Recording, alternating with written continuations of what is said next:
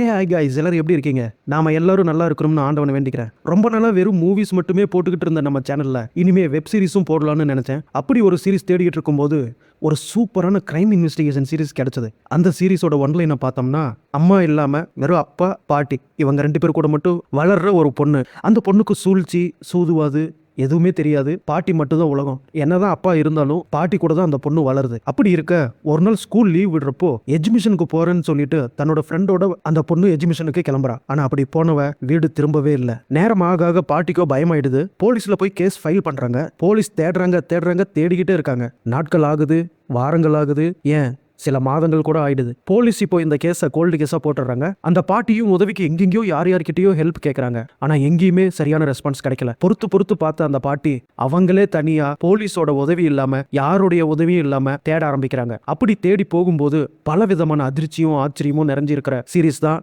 நெட்ஃபிளிக்ஸின் 2 Graves, 2 கல்லறைகள். நான் welcome to Tamil voice studio. நான் உங்கள் ராஜா. இது வரைக்கும் நம்ம சேனலை சப்ஸ்கிரைப் பண்ணலைன்னா மறக்காம சப்ஸ்கிரைப் பண்ணிக்கோங்க. ஃபாலோ பண்ணாதவங்க ஃபாலோ பண்ணிக்கோங்க.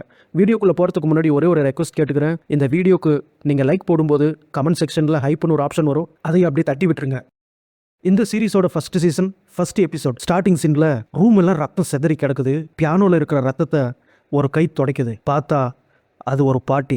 அவங்க பேரு இசபெல். யாரையோ ஒருத்தனை கொன்னு மூட்டையா கட்டி தரையில இழுத்துட்டு போறாங்க. தரையெல்லாம் அப்படியே பிளட்டா இருக்குது. பயத்தோட ஒரு ஃப்ரீசர் பாக்ஸ் அதை திறக்கிறாங்க. இப்பதான் டைட்டிலே போடுறாங்க 2 Graves. அப்படியே சீன் கட் பண்ணா அந்த பாட்டியோட பேத்தி ஸ்விம்மிங் பூல்ல ஸ்விம் பண்ணிட்டு இருக்கா. இவ பேரு வெரோனிகா. இந்த பாட்டி ஒரு பியானிஸ்ட்ங்கிறதுனால நிறைய பேர் இவங்க கிட்ட பியானோ கத்துக்க வருவாங்க. இப்ப பாட்டி வெரோனோவுக்கு பியானோ சொல்லி கொடுத்துட்டு 2 பேரும் ரொம்ப சந்தோஷமா ஜாலியா இருக்கிறாங்க. அப்பதான் வெரோனிகா ஈவினிங் தான் எஜுகேஷன் போறதா சொல்றாங்க. உடனே அந்த பாட்டியும் உள்ளே போய் க்ரீன் கலரில் இயர்ரிங்ஸ் கொண்டு வந்து ப்ரெசென்ட் பண்ணுறாங்க. அதை பார்த்த வெரோனிகா, வாவ் தேங்க்ஸ் பாட்டி, இது ரொம்ப சூப்பராக இருக்குது அப்படின்னு பாட்டிக்கு தேங்க்ஸ் சொல்கிறாங்க. இந்த இயர்ரிங்ஸ் பார்க்குறதுக்கு நல்லா இருக்கிறதுனால நான் 2 செட்டாக வாங்கியிருக்கேன். ஒரு செட்டு உனக்கு, இன்னொரு செட்டு எனக்கு அப்படின்னு அந்த பாட்டி சொல்கிறாங்க. இப்போ வெரோனிகா அந்த இயர்ரிங்ஸை வாங்கிட்டு பாட்டிக்கிட்ட விடப்பெறாங்க. ஓகே பாய் பாட்டி, நான் கிளம்புறேன் அப்படின்னு சொல்லும்போது, பார்த்து ஜாக்கிரதையாக போயிட்டு வாமா, எஜுகேஷனில் ரொம்ப கூட்டமாக இருக்கும், ஈவினிங் எல்லாம் வீட்டுக்கு வந்துரு அப்படின்ட்டு அந்த பாட்டி சொல்கிறாங்க. இப்போ வெரோனிகாவோட வீடு காட்டுறாங்க. பார்த்தா அங்கே வரது அவங்க அப்பா. அவங்க அப்பா வந்து, சரிம்மா நான் வேலைக்கு போயிட்டுறேன், நீ எஜுகேஷன் போயிட்டு நேரமாக வீட்டுக்கு வந்துரு அப்படின்னு சொல்லிட்டு போகிறாங்க.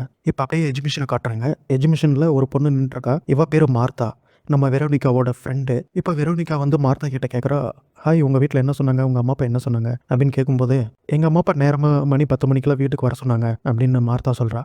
அதுக்கு வெரோனிகாவோ, எங்கள் அப்பா அதுக்கு மேலே நைட் 9 மணிக்கெலாம் வீட்டுக்கு வந்துடணும் அப்படின்னு சொல்லிட்டு 2 பேரும் கலாச்சிக்கிட்டு அவங்க பேரண்ட்ஸை கலாச்சிக்கிட்டு வந்துட்டுருக்காங்க. இப்போ 2 பேரும் எஜுகேஷன்லாம் முடிச்சுட்டு நல்லா ஜாலியாக விளாண்டுட்டு வீட்டுக்கு போகலான்ட்டு 2 பேரும் வந்துட்டு இருக்கும்போது ரொம்ப டயர்ட் ஆகிட்டாங்க போல். 2 பேரும் பேசிக்கிறாங்க. கால் ரொம்ப வலியாக இருக்குது, என்ன பண்ணலான்ட்டு பேசிட்டு இருக்கும்போது அங்கே ஆப்போசிட்டில் கார் இன்ஜின் ஸ்டார்ட் ஆகிற சவுண்டு கேட்குது. அப்போ வெரோனிகா சொல்கிறேன், இனிமேல் நம்ம நடக்க வேண்டிய அவசியம் இல்லை, நம்ம நேரம் அந்த காரில் போய் லிஃப்ட் கேட்கலான்னு சொல்லிட்டு அந்த கார் கிட்ட வந்து லிஃப்ட் கேட்குறாங்க. லிஃப்ட் கேட்கும்போது உள்ள ஒருத்தன் உட்காந்துட்டாங்க. நாங்கள் சொல்கிற இடத்துல எங்களை ட்ராப் பண்ணுறீங்களா அப்படின்னு கேட்கும்போது, ஓ தாராளமாக நான் ட்ராப் பண்ணுறேன், வந்து ஏறுங்க அப்படிங்கிறான். அவங்களும் அந்த காரில் ஏறி அங்கேருந்து கிளம்பி போகிறாங்க. அவன் பேர் ஹானஸ். இப்போ அடுத்த நாள் காலையில் பாட்டி வெரோனிகா கிட்ட பேசுறதுக்காக வெரோனிகாவுக்கு கால் பண்ணுறாங்க. ஆனால் கால் ரீச் ஆகல. அதனால தன்னோட மகனுக்கு கூப்பிடுறாங்க. மகனுக்கு கூப்பிட்டு வெரோனிகா இருக்காளான்னு கேட்கும்போது அவங்க பையனும், அதாவது வெரோனிகாவோட அப்பாவோ, இல்லைம்மா நான் காலையில் பார்க்கல, காலையில் நான் நேரமாக வேலைக்கு வந்துட்டேன், அவள் ரூமில் தான் படுத்து தூங்கிட்டு இருப்பா போல, நைட்டு லேட்டாக வந்துருப்பா போல அப்படின்ட்டு அவன் சொல்கிறான். இப்போ அவங்க பாட்டி வெரோனிகாவோட தங்கச்சி கிட்ட ஃபோன் பண்ணி வெரோனிகா அங்கே வீட்டில் இருக்காளான்ட்டு கேட்குறாங்க. அவளும் அந்த ரூமில் போய் பார்க்குறா, வெரோனிகாவோட ரூமில் போய் பார்க்குறா. பட் ஆனால் வெரோனிகா அங்கே இல்லை பாட்டி, வெரோனிகா இங்கே ரூமில் இல்லை அப்படின்ட்டு சொல்கிறா. ராத்திரி இங்கே தூங்கலை போல் இருக்கு அப்படின்ட்டு வெரோனிகாவோட தங்கச்சி சொல்கிறான். இப்போ நாட்கள் அதிகமாகிடுச்சு. கிட்டத்தட்ட 1 வாரம் பக்கம் ஆயிடுச்சு. மக்களுக்கு எல்லாத்துக்கும் மிஸ்ஸிங் நோட்டீஸ் கொடுக்குறாங்க. அதுவும் இல்லாமல் போலீஸ் கம்ப்ளைண்ட் கொடுக்கப்பட்டு போலீஸும் இப்போ வெரோனிகாவையும் மார்த்தாவையும் தேட ஆரம்பிக்கிறாங்க. நல்லா சல்லடை போட்டு தேடுறாங்க. வெரோனிகாவோட அப்பாவுக்கும் ரொம்ப கவலையாக போயிடுச்சு. இப்போ இந்த நியூஸ் ஸ்பெயின் நாடு முழுக்க பரவுது. நாடு ரொம்ப அலர்ட் ஆகுது. ஏன்னா கிட்டத்தட்ட 20 வருஷமா இந்த நாட்டில் எந்த ஒரு இந்த மாதிரி அசம்பாவிதமும் நடந்ததில்லை. இப்போ இது நடந்ததால அந்த நாட்டில் இருக்கிற மக்கள் எல்லாம் இப்போ பீதி அடைஞ்சிருக்காங்க. அந்த பாட்டிக்கு வெரோனிகா ஞாபகமாகவே இருக்கு. எங்கே பார்த்தாலும் வெரோனிகா மூஞ்சாவே இருக்கு, வெரோனிகா ஃபோட்டோவாகவே இருக்கு. இப்போ போலீஸ் ரொம்ப தீவிரமாக விசாரிக்க ஆரம்பிக்கும் போது ஒரு சப் இன்ஸ்பெக்டர் வந்து அவருக்கு அந்த கேஸை விசாரிக்கிற போலீஸ்கார்கிட்ட சொல்றாரு, சர்ஜன் ஒரு முக்கியமான எவிடன்ஸ் நமக்கு கிடைச்சிருக்கு அந்த பொண்ணுங்க எஜுகேஷன் விட்டு வரும்போது ஒரு கார்ல ஏறி போயிருக்காங்க. அந்த கார் நம்பர் பிளேட்டும் நம்ம கண்டுபிடிச்சிட்டோம் அப்படின்னு சொல்றீங்க. இப்போ அந்த காருக்கு சொந்தமான பையன் ஹானஸ், அந்த பையனை இப்போ அரெஸ்ட் பண்ணி ஜெயிலுக்கு கூப்பிட்டு வராங்க. அந்த பையனை விசாரிச்சா அந்த பையனும் நான் அவங்கள லாஸ் பண்ணணுங்கிற இடத்துல டிராப் பண்ணேன். ஏன்னா அவங்க அங்கதான் இறங்கணும்னு சொன்னாங்க. அதனால நான் அவங்கள டிராப் பண்ணிட்டு நான் பாட்டுக்கு போயிட்டேன். அவங்க காணாம போனதுக்கும் எனக்கும் எந்த சம்பந்தமும் இல்ல, என்ன விடுங்க அப்படின்ட்டு அந்த பையன் கெஞ்சறான். அதுக்கு அந்த சார்ஜென்ட்டும் டேய் தம்பி குரலை உயர்த்தி பேசாத, அப்புறம் நாங்க வேற மாதிரி விசாரிக்க வேண்டியதா இருக்கும் அப்படின்னு மிரட்டுறாரு. பையன் சைலண்ட் ஆயிடுறாப்புல. நீ தான் அவங்களை கடைசியா பார்த்திருக்க, இதுல சந்தேகப்படுற முக்கியமான ஆளே நீ தான். அவனை பயமுறுத்துறாரு. அவன் சொன்ன மாதிரி அந்த லாஸ் பெனால்ஸ்ங்கிற இடத்துக்கு போலீஸ் வந்து சர்ச் பண்ணி பார்க்கும்போது வெரோனிகா போட்டிருந்த கோட்டு கிடைச்சிருக்கு. இப்ப அந்த கோட்டை வெரோனிகாவோட பாட்டி கிட்ட கேட்டு கன்ஃபார்ம் பண்ணிக்கிறாங்க. அவங்க பாட்டியும் அழுதுகிட்டே ஆமா இது வெரோனிகாவோட கோட்டு தான் அப்படிங்கிறாங்க. அந்த கோட்டில் ரத்தக்கரை இருக்கிறது கண்டுபிடிக்கிறாங்க.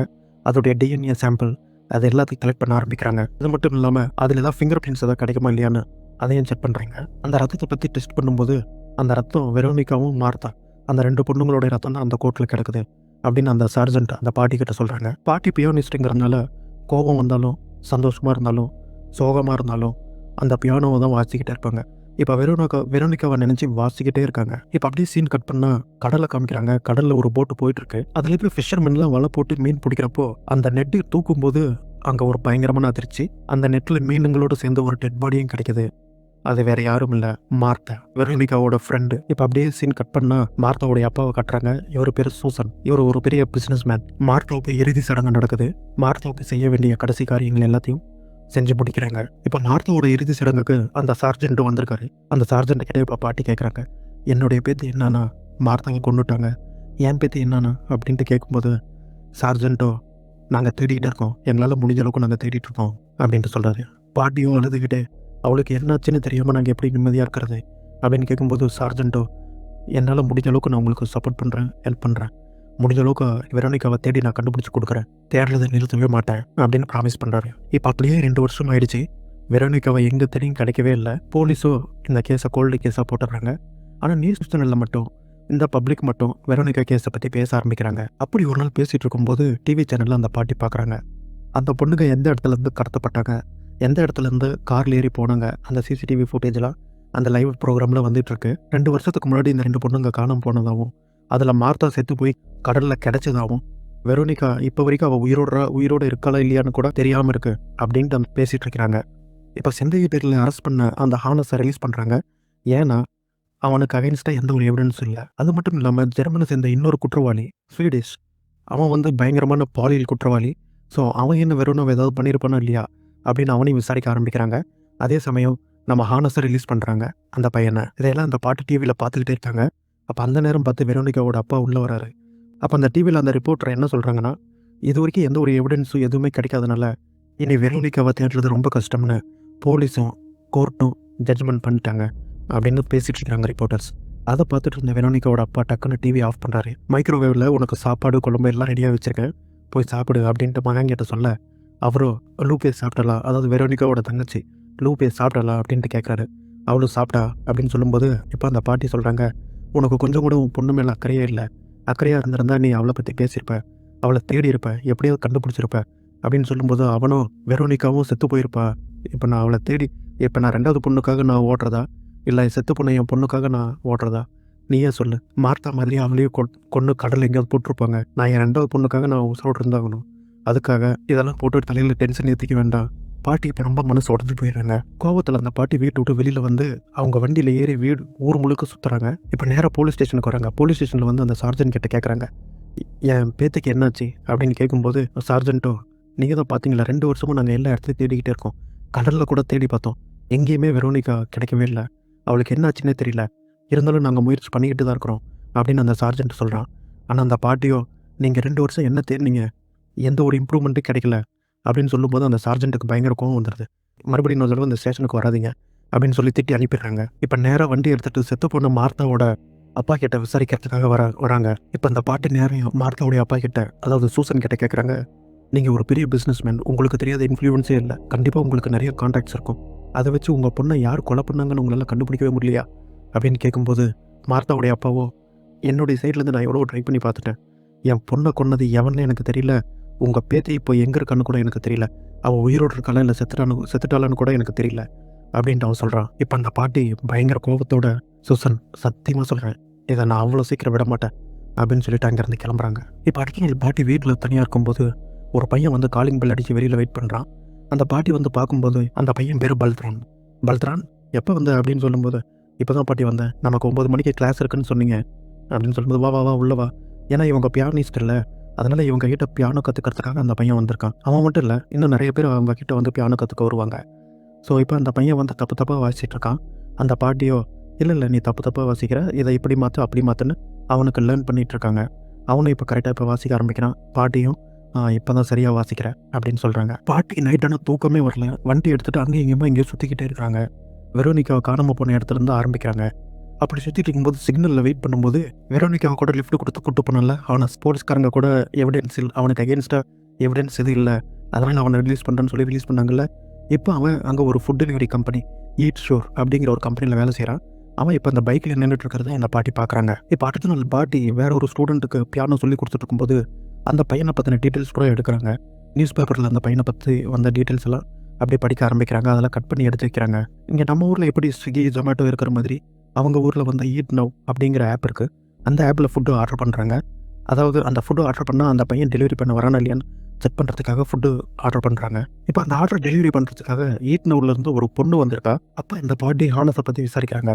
ஆமாம், ஹானஸ் உங்கள் கம்பெனியில் தானே வேலை செய்கிறான், அவனை பார்க்க முடியுமா, அவன் கான்டாக்ட் நம்பர் இருக்கா அப்படின்னு கேட்கும்போது அந்த பொண்ணு, ஹானஸா, அவன் எங்கள் கூட தான் வேலை செய்கிறான், ஆனால் அவன் கான்டாக்ட் நம்பர்லாம் என்கிட்ட இல்லை அப்படின்னு சொல்கிறாங்க.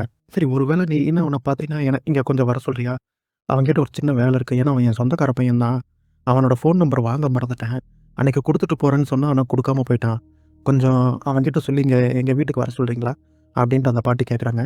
அதுக்கு அந்த பொண்ணும், ஆமாம், அவன் காலையில் மட்டும்தான் அவன் வேலை செய்வான், சில சமயம் இங்கே வேலை செய்வான், அதுக்கப்புறம் மீன் கம்பெனிக்கு ஃபிஷ்ஷிங் ஹார்பரில் மீனுங்க விற்கிற இடத்துல அவன் வேலை செய்வான் அப்படின்ட்டு அந்த பொண்ணு சொல்கிறான். அது முக்கியமாக ராத்திரி மட்டும் அவன் மீன் சந்தையில் வேலை செய்கிறதா நான் கேள்விப்பட்டிருக்கேன் அப்படின்னு அந்த பொண்ணு ஒரு குழு கொடுத்துட்டு போகிறான். இப்போ இந்த ஹார்பர் பக்கத்தில் இருக்கிற அந்த மீன் சந்தையை காட்டுறாங்க. அங்கே பார்த்தா அங்கே ஹானஸ் வேலை செஞ்சுட்டு இருக்கான். அவனை தேடிக்கிட்டு பாட்டியும் வந்திருக்காங்க. அவனையே நோட்டுக்கிட்டு இருக்காங்க. அவனும் அப்படியே ஹாயாக ஜாலியாக வாயில் ஒரு சிகரெட்டை போட்டுக்கிட்டு வந்துட்டு இருக்கிறான். அவன் கார் பக்கத்தில் வரும்போது தலையை குமிஞ்சிக்கிட்ட பாட்டி அவன் போனதுக்கப்புறம் எந்திரிச்சு அப்படியே அவனை பார்க்குறாங்க. பார்த்தா அவன் ஒரு போட்டுக்குள்ளே போயிருக்கான். பாட்டியும் கையில் ஒரு கத்தி எடுத்துக்கிட்டு அந்த போட்டுக்குள்ளே அவனை தேடி போகிறாங்க. போட்டுக்குள்ளே ரொம்ப தேடி பார்க்குறாங்க. ஆனால் எங்கேயுமே அவனை காணோம். அப்போ பின்னாடியே ஹானஸ் வந்து நிற்கிறான். ஏய், யார் நீ, எதுக்கு கையில் கத்தியோடு இங்கே வந்து நின்றுட்டுருக்க அப்படின்னு அந்த பாட்டியை பார்த்து கேட்க, பாட்டி பயங்கரமாக நடிக்கிறாங்க. ஹானஸ், நான் உங்ககிட்ட கொஞ்சம் பேசணும், கொஞ்சம் இங்கே உட்காரு அப்படின்ட்டு கூப்பிட்றேங்க. எதுக்கு இங்கே கையில் கத்தி வச்சுருக்கீங்க அப்படின்ட்டு ஹானஸ் கேட்க, முதல்ல உட்காரு அப்படின்ட்டு அந்த பையனை மிரட்டுறாங்க. ஆனால் உட்கார வந்து அந்த பையன் டக்குன்ட்டு கத்தியை பிடுங்கி பாட்டியை கீழே தள்ளி விட்ரு. உடனே அந்த பாட்டிக்கு வார்ன் பண்ணுறான். இதை பாருங்கள், உங்களுக்கு வயசாயிடுச்சு, இல்லைன்னா அவங்களை அடிச்சே கொண்டுருவேன், முதல்ல இந்த இடத்த விட்டு கிளம்புங்க அப்படின்ட்டு ஹானஸ் சொல்கிறான். பாட்டி தட்டு மாதிரி எந்திரிச்சு நிற்கும்போது அவனுக்கு மனசு இறங்கி, சரி டீ வேணுமா, உட்காருங்க அப்படின்னு சொல்லி பாட்டியை சமாதானப்படுத்தி உட்கார வைக்கிறான். பாட்டியோ, நீ நம்புறியோ இல்லையோ, இப்போ எனக்கு இருக்கிற கடைசி நம்பிக்கை நீ ஒருத்த மட்டும்தான், சொல்லு, என்னுடைய வெரோனிகாவுக்கு என்னாச்சு, என் பேத்திக்கு என்னாச்சு அப்படின்னு கேட்குறாங்க. அதுக்கு ஹானஸா, போலீஸ் தான் இந்த கேஸை தேடிட்டு இருக்காங்கல்ல, உங்கள் பேத்தி தேடிட்டு இருக்காங்க, நீங்கள் ஏன் கஷ்டப்படுறீங்க, உங்கள் பேத்தி கண்டிப்பாக போலீஸ் கண்டுபிடிச்சி கொடுத்துருவாங்க, நீங்கள் தேவையில்லாத வேலையெல்லாம் உள்ளே வராதிங்க அப்படின்னு பாட்டிக்கு சொல்கிறான். ஆனால் அந்த பாட்டியோ, போலீஸ் வந்து நான் நம்பலை, அவள் உயிரோடு இருக்காளா இல்லையான்னு எனக்கு தெரியாது, போலீஸு வந்து சரியான ஸ்டெப் எடுக்க மாட்டேங்கிறாங்க, கேஸை இப்போ கண்டுத்தரது இல்லை, என்னால் நிம்மதியாக தூங்க முடியல, அதனால தான் நான் உன்னை தேடி வந்திருக்கேன் அப்படின்னு ஹானஸை பார்த்து சொல்லும்போது, ஹானஸே சொல்கிறேன், பாட்டிமா சத்தியமாக சொல்கிறேன், நான் உங்கள் பேத்தியை அவள் சொன்ன இடத்துல தான் நான் ட்ராப் பண்ணேன், அது லாஸ் பெனான் அப்படிங்கிற ஒரு இடம், இடத்துல இறங்கணும்னு சொன்னால் நான் இறக்கி விட்டேன் அப்படின்னு சொல்லும்போது, இப்போ அந்த பாட்டி ஹானஸ் கேட்டேன். ஹானஸ், சரி ஓகே, நான் உன்னை நம்புகிறேன், ஆனால் அன்னைக்கு என்ன நடந்ததுங்கிறத பொண்ணு விடாமல் சொல்லி பார்ப்போம், நல்லா கிளியராக சொல்லி பார்ப்போம் அப்படின்னு அந்த பாட்டி திருவி கேட்க, இப்போ ஹானஸ் ஒவ்வொன்றா சொல்கிறான். சுமார் ஒரு 10 மணி இருக்கும். என் காலேஜ் ஃப்ரெண்ட்ஸை சந்திக்கிறதுக்காக அப்போ தான் நான் காரில் ஏறி உட்காந்தேன். வெரோனிகாவும் மார்த்தாவும் எஜுகேஷன்லேருந்து வெளியில் வந்து என்கிட்ட லிஃப்ட் கிடைக்குமான்னு கேட்டாங்க. நானும் சரி வாங்க லிஃப்ட் கொடுக்குறேன்னு சொன்னேன். மார்த்தாவை பற்றி எனக்கு அவ்வளோவும் தெரியாது, ஆனால் வெரோனிகா கிட்ட நான் இதுக்கு முன்னாடி பேசியிருக்கேன். ஊரில் எல்லாருக்குமே வெரோனிகாவை தெரியும், அவளை தெரியாதவங்க யாருமே இல்லை. வெரோனிகாவும் மார்த்தாவும் யாரையோ நினச்சி சிரிச்சுக்கிட்டு இருந்தாங்க. அவங்க கூட படிக்கிற பசங்களை பற்றி பேசி சிரிச்சிட்டு இருந்தாங்க. என் அப்பாவோட வர சொல்லி நான் அவங்க 2 பேர்த்தையும் கூப்பிட்டேன். ஆனால் யாரையும் ஒரு முக்கியமான ஆளை பார்க்க போகிறத பேசிட்டு இருந்தாங்க. அது யாருன்னு எனக்கு தெரியாது. இதை மட்டும் தான் நான் வெரோனிகா கிட்ட பேசினது, மற்றபடி வேற எதுவும் நான் பேசலை. நான் முக்கியமான ஒரு விஷயத்த மறந்துட்டேன். வெரோனிகா ஏதோ ஒரு இயரிங் எடுத்து போட்டுட்டு இருந்தா, அது பச்சை கலரில் இருந்தது. இதை யார் கொடுத்தது, உனக்கு நல்லா இருக்கேன் அப்படின்னு மார்த்தா சொல்ல, வெரோனிகாவோ, எனக்கு ரொம்ப பிடிச்சவங்க எனக்கு இதை பரிசாக கொடுத்தது, அப்படின்னு வெரோனிகா சொன்னா. அப்படியே சிரிச்சுக்கிட்டு காரை நிறுத்தணும்னு சொன்னா, நானும் நிறுத்தினேன். அப்புறம் அவங்க அந்த இடத்த விட்டு போயிட்டாங்க அப்படின்னு சொல்லும்போது அந்த பாட்டி கண்ணிலேருந்து தண்ணியாக வருது. ஏன்னா அந்த இயரிங்கை கொடுத்தது பாட்டி தானே. நான் உன்னை தப்பு நினச்சிட்டேன், ரொம்ப நன்றி ஹோனஸ் அப்படின்னு அந்த பாட்டி அவனுக்கு தேங்க்ஸ் சொல்லிட்டு அந்த இடத்த விட்டு கிளம்பி போகிறாங்க. இப்போ பாட்டி வீட்டுக்கு வந்து அவங்க இன்னொரு செட்டு வாங்கி வச்சுருந்தாங்கல்ல அந்த இயரிங்ஸு, அதை எடுத்து அவங்க போட்டுக்கிறாங்க வெரோனிகா ஞாபகமாக. இப்போ அடுத்த நாள் காலையில் அந்த பாட்டியோட ஸ்டூடெண்ட்டு பியானோ கற்றுக்கிறதுக்காக வந்து நிற்கிறான். பாட்டியோ சாரி உள்ளே வைப்பான்னு சொல்லி கூப்பிடும்போது அவனும் பயங்கரமாக கத்துறான். உங்களுக்கு எனக்கு சொல்லிக் கொடுக்க விருப்பம் இல்லைன்னா சொல்லுங்கள், நான் ஃபீஸ் கட்டியிருக்கேன், நீங்கள் ஒரு நாள் வீட்டில் இருக்கீங்க ஒரு நாள் இருக்க மாட்டேங்கிறீங்க, என்னன்னு சொல்லுங்கள் அப்படின்னு சொல்லும்போது பாட்டி ஒன்றும் இல்லை, எனக்கு கொஞ்சம் உடம்பு சரியில்லை, அதனால தான் என்னால் சரியாக வீட்டில் இருக்க முடியல, அப்பப்போ ஹாஸ்பிட்டல் போயிடுவேன் அப்படின்னு அந்த பாட்டி சொல்கிறாங்க. இப்போ அவன் நல்லா பியானோ வாசிக்க கற்றுக்கிட்டான் போல், நல்லா வாசிக்க ஆரம்பிக்கிறான். உள்ள பாட்டியோ டீ போட்டுட்ருக்காங்க. அவன் பாட்டுக்கு உளறிக்கிட்டே இருக்கான். நான் இந்த மாதிரி இப்போ இந்த பியானோவை எங்கள் அம்மா அப்பா முன்னாடி வாசித்தேன்னா அவங்க ரொம்ப சந்தோஷப்படுவாங்க, நீங்கள் எனக்கு நல்லாவே சொல்லி கொடுத்துருக்கீங்க, ரொம்ப தேங்க்ஸ் பாட்டி. அந்த பாட்டிக்கு தேங்க்ஸ் சொல்லிட்டு இருக்கிறான். இப்போ பாட்டி வந்து அவனுக்கு அட்வைஸ் பண்ணிகிட்ருக்காங்க. ஒரு சில இடத்துல டியூனை மாற்றி போடணும், எந்தெந்த இடத்துல கரெக்டான டியூன் போடணுன்ட்டு அவனுக்கு அட்வைஸ் பண்ணிகிட்டு இருக்கும்போது இப்போ தான் இந்த சீரீஸோட முக்கியமான பார்ட்டுக்கே நம்ம வரோம். அந்த ஸ்டூடெண்ட் பெல்ரின் அந்த பாட்டியோட காதில் இருக்கிற அந்த இயரிங்ஸையே பார்த்துக்கிட்டே இருக்கான். பாட்டியோ என்னப்பா என்னையே பார்த்துக்கிட்டே இருக்குன்னு சொல்லும்போது, இல்லை அந்த இயரிங்ஸை பார்க்கும்போது எனக்கு வெரோனிகாவை ஞாபகப்படுத்துது அப்படிங்கிறான். அவளும் இதே மாதிரி தான் போட்டிருந்தா அப்படிங்கிறான். இப்போ தான் பாட்டிக்கு தெரியுது வெரோனிகா காணாமல் போனதுக்கும் இவனுக்கும் ஏதோ சம்மந்தம் இருக்குது அப்படின்னு. பாட்டி ரொம்ப அதிர்ச்சியாகவும் ஆச்சரியமாகவும் அவனை பார்க்குறாங்க. சரி நீ வாசிட்டு இருப்பா, நான் போய் டீ எடுத்துகிட்டு வந்தேன்னு சொல்லிட்டு கிச்சனுக்குள்ளே வந்து அப்படியே அழ ஆரம்பிக்கிறாங்க. அந்த இயரிங்ஸ் வந்து தொட்டு பார்க்குறாங்க. வெரோனிகா இந்த இயரிங்கை போட்டது இவனுக்கு எப்படி தெரியும்? அவள் காணாமல் போன அன்றைக்கி தான் அந்த இயரிங்கை போட்டான், அது இவனுக்கு எப்படி தெரியும்னு அவங்களுக்குள்ள ஒரு சந்தேகத்தை ஏற்படுத்துது. டக்குன்னு ட்ராயரை திறந்து ஒரு 2-3 பில்ஸ் எடுக்கிறாங்க. அதை அப்படியே தட்டி நசுக்கி பொடி பொடி ஆக்குறாங்க. அதை டீயில் கலந்து கொண்டு வந்து ஸ்டூடெண்ட் பெல்ரினுக்கு வந்து கொடுக்குறாங்க. அவனும் டீ சாப்பிட்டுட்டு மயக்கமாயிடுறான். இப்போ அவனை கையை காலெல்லாம் நல்லா கட்டி வச்சிடுறாங்க. அவன் மயக்கம் தெளிஞ்சு எந்திரிக்கும்போது, இசபெல் ஏன் என்னை கட்டி போட்டிருக்கீங்க, சொல்லுங்கள், நான் என்ன தப்பு பண்ணேன், நான் எந்த தப்பும் பண்ணல, ஏன் என்னை கட்டி போட்டிருக்கீங்க அப்படின்னு அவன் கேட்கும்போது, நீ சொன்னியே இந்த கம்மல் நான் தான் அவளுக்கு கொடுத்தது, அது மட்டும் இல்லாமல் லாஸ்ட் பெனான்ஸ் அவள் கடைசியாக காணாமல் போகிற வரைக்குமே அவள் அந்த கம்மல் போட்டுக்கல, அவள் கடைசியாக லாஸ்ட் பெனான்ஸ்க்கு போகும்போது தான் இந்த கம்மலை போட்டான். அப்படி இருக்கும்போது உனக்கு எப்படி வெரோனிகா ஞாபகம் வரும் இந்த கம்மலை பார்க்கும்போது? அவள் கம்மல் போட்டதுக்கு அப்புறம் தான் நீ அவளை பார்த்துருக்க, சொல்லு, நீ தானே அவளை கடத்தினது அப்படின்னு கேட்கும்போது அவனும் சிரிச்சுக்கிட்டு ரொம்ப கேவலமாக, போதும் நிறுத்திங்க சபல், வர வர உங்கள் பைத்தியக்காரத்தனம் ரொம்ப அதிகமாகிட்டே போகுது, எனக்கு அதுக்கு எந்த சம்மந்தமும் இல்லை அப்படிங்கிறான். இந்த மாதிரிலாம் என்கிட்ட விளையாடாதீங்க அப்படின்னு அவன் சொல்லும்போது, உன்கிட்ட நான் எது கூட விளையாட போகிறேன்னு சொல்லிட்டு கோவத்தில் உள்ளே எங்கேயோ போகிறாங்க. அவனும் கத்துறான், இசபெல் என்ன பண்ணுறீங்க, எங்கே போகிறீங்க அப்படின்ட்டு கத்தும்போது உள்ளே போன பாட்டி ஒரு சுத்தியில் எடுத்துகிட்டு வராங்க. சுத்தியில் பார்த்தோன்னே பையன் பயங்கரமாக பயந்துட்டான். ஐயோ என்ன சுத்தியில் எடுத்துகிட்டு வரீங்க அப்படின்ட்டு அவன் கதறும்போது வந்த உடனே கால் முட்டியில் ஒரே அடியில் அவன் கதறான். ஐயோ என்னை விட்டு பாட்டி, தெரியாமல் நான் சொல்லிட்டேன், சொல்லுடா அன்னைக்கு ராத்திரி என்னாச்சு சொல்லுடா அப்படின்னு அந்த பாட்டி வெறித்தனமாக கேட்க, நான் சத்தியமாக சொல்கிறேன் இசபெல், நான் யாரையும் பார்க்கல, தயவு செஞ்சு என்னை விட்டுருங்க அப்படின்ட்டு அவன் கதறலாம். பாட்டி மறுபடியும் கால் முட்டியில் இன்னொரு அடி போட்டாங்க. சட்டக்குன்னு ஒழுங்கா சொல்லுடா அன்னைக்கு ராத்திரி என்னடா ஆச்சு, என் பேத்தி என்னடா பண்ண அப்படின்ட்டு கேட்கும்போது, வெரோனிகா என்னோட ஃப்ரெண்டு, நான் என்றைக்குமே அவளை கஷ்டப்படுத்தினதில்லை அப்படின்னு அவன் பதறிட்டு சொல்லும்போது பாட்டி ஒரு நிமிஷம் குழப்பமாயிட்டுறாங்க. என்னடா இவன் சொல்கிறது ஒருவேளை உண்மையாக இருக்குமோ, வெரோனிகா எனக்கு ஒரு நல்ல ஃப்ரெண்டு, தயவு செஞ்சு என்னை விட்டுருங்க அப்படின்னு சொல்லும்போது பாட்டி அழுதுகிட்டே எந்திரிச்சு போய் ஒரு குழப்பத்தோட, சரி இவன் சொல்கிறது உண்மையாக இருக்குமோ, நம்ம தான் தெரியாமல் இவன் அடிச்சிட்டோமோ அப்படின்னு அழுதுகிட்டே போய் சிஸ்டர் எடுத்துகிட்டு வந்து செலோடேப் காலை செலோடேப் போட்டு ஒட்டியிருப்பாங்க, அந்த செலோடேப்லாம் கட் பண்ண ஆரம்பிக்கிறாங்க. இப்போ பாட்டியோ, இங்கே பாரு பெல்ரின், நான் உன்னை விட்டுறேன், ஆனால் தயவு செஞ்சு எனக்கு சொல்லு, அவள் இந்த கம்மல் போட்டிருக்கிறது நீ பார்த்துருக்க, அது எப்போ பார்த்தேன், எங்கே பார்த்தேன் அப்படின்னு கேட்கும்போது, அது நான் கண்காட்சியில் பார்த்தேன், அவள் எனக்கு காமிச்சா, நீங்கள் தான் அதை கிஃப்ட் பண்ணதாகவும் சொன்னான், சுத்தமாகவே பிடிக்கலன்னு வர சொன்னான் அப்படின்னு சொல்லி வாயை கொடுத்து மாட்டேங்கிறான். உடனே பாட்டி அந்த சிஸ்டர் எடுத்து கால்லேயே குத்திடுறாங்க, அவன் கால் தொடையிலேயே குத்திடுறாங்க. அவன் பயங்கரமாக அலறான். ஏன்டா நான் கொடுத்த இயர்ரிங்ஸு வெரோனிகாவுக்கு பிடிச்சிருக்கு, ஆனால் உங்ககிட்ட பிடிக்கலன்னு எப்படி சொல்லியிருப்பா, நீ போய் சொல்கிற, அந்த கம்மலை பற்றி உங்ககிட்ட சொல்லியிருக்க வாய்ப்பே இல்லை, நீ அவளை எஜுகேஷன்லாம் பார்க்கல, கண்டிப்பாக நீ அவளை அதுக்கப்புறம் தான் நீ பார்த்துருக்க அப்படி சொல்லும்போது அவனும் பயங்கரமாக அலறான். ஐயோ பாட்டி என்னை விட்டுரு தெரியாமல் சொல்லிட்டேன், தயவு செஞ்சு என்னை வெளியில் அனுப்பிவிடு அப்படின்ட்டு அவன் கதறும்போது, ஒழுங்கா நீ சொல்லலைன்னா இதே இடத்துல உன்னை கொண்டு புதைச்சிருவேன் அப்படின்னு பாட்டி பயமுறுத்தும் போது, அன்னைக்கு ராத்திரி என் பேத்திக்கு என்னாச்சுன்னு கண்டுபிடிக்க நான் என்ன வேணாலும் செய்வேன், எதை வேணாலும் செய்வேன், சொல்லுடா ஒழுங்கா அப்படின்னு அந்த பாட்டி சொல்லும்போது, இப்போ அவன் கத்திக்கிட்டே நாங்கள் பார்ட்டிக்கு தான் போனோம் அப்படின்ற உண்மையை ஒத்துக்கிறான். என்னது பார்ட்டிக்கா, யாரெல்லாம் வந்தா அப்படின்னு அந்த பாட்டி கேட்கும்போது, நான், வெரோனிகா, மார்த்தா 3 பேர் பார்ட்டிக்கு போயிருந்தோம். அதுக்கப்புறம் அவங்க போயிட்டாங்க. நானும் கிளம்பி வந்துட்டேன். அவங்க நல்லா தான் இருந்தாங்க. அப்போ அதுக்கு அந்த பார்ட்டியில் யாரெல்லாம் இருந்தா, அது என்ன மாதிரி பார்ட்டி அப்படின்ட்டு அந்த பாட்டி திருவி கேட்க, அது ஒரு பிரைவேட் பார்ட்டி. கால்பந்து வீரர்களும் ஒரு பிஸ்னஸ் மேக்னட்ஸும் இருக்கிற அந்த பார்ட்டியில் தான் வெரோனிகா, மார்த்தா, நானும் இருந்தோம் அப்படிங்கிறான். அந்த கால்பந்து வீரர்களும் அந்த பிஸ்னஸ் மேக்னட்ஸும் என்கிட்ட காசு கொடுத்து வயசு பொண்ணுங்களை கூட்டிகிட்டு வர சொன்னாங்க. அதனால தான் நான் வெரோனிகாவையும் மார்த்தாவையும் வர சொல்லியிருந்தேன். சின்ன பொண்ணுங்களா பார்த்து தான் கேட்டாங்க. அதுலேயும் முக்கியமாக வெரோனிகாவை தான் அவங்க அதிகமாக கேட்டாங்க. அதனால தான் நான் வெரோனிகாவை கூப்பிட்டு போய் விட்டேன் அப்படிங்கிறான். இப்போ பெல்டன் பயங்கர கோபத்தோட வெரோனிகாவை பற்றியும் மார்த்தாவை பற்றியும் பயங்கரமாக கெட்ட வார்த்தையில் ஆபாச வார்த்தையில் பேச ஆரம்பிக்கிறான். அதாவது அவங்க தப்பானவங்க, அந்த பிஸ்னஸ் மேக்னட்ஸும் கால்பந்து வீரர்களும் பணம் கொடுத்ததால அவங்க கூட போயிட்டாங்க, வெளில போயிட்டாங்க. அவங்க ஒரு ப்ராஸ்டியூட் மாதிரி. அவன் சொல்ல பாட்டியோ வாய மூடுறான்னு அவங்களுக்கு கோவம் ஏற இவன் பாட்டுக்கு பயங்கரமா கத்த போட்டு ஒரே அடிக்க ரத்தம் எல்லா இடத்துலையும் தெரிக்குது. பியானோல தெரிக்குது, கீழே கிடக்கிற பேப்பர்ஸ்ல எல்லாம் பயங்கரமா தெரிக்குது.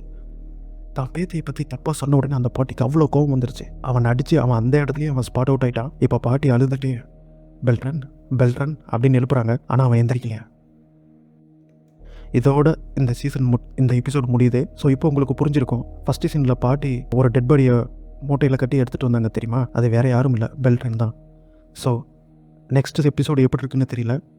நெக்ஸ்ட் எபிசோடில் நம்ம மீட் பண்ணலாம். வீடியோ பிடிச்சிருந்தா லைக் பண்ணுங்கள், கமெண்ட் பண்ணுங்கள், ஷேர் பண்ணுங்கள். இந்த பாட்டியோட கேரக்டர் உங்களை இம்ப்ரெஸ் பண்ணியிருந்தா மறக்காமல் கமெண்ட்டில் ஏதோ ஒன்று சொல்லிட்டு போங்க. மீண்டும் அடுத்த வீடியோவில் பார்க்கலாம். தேங்க்யூ.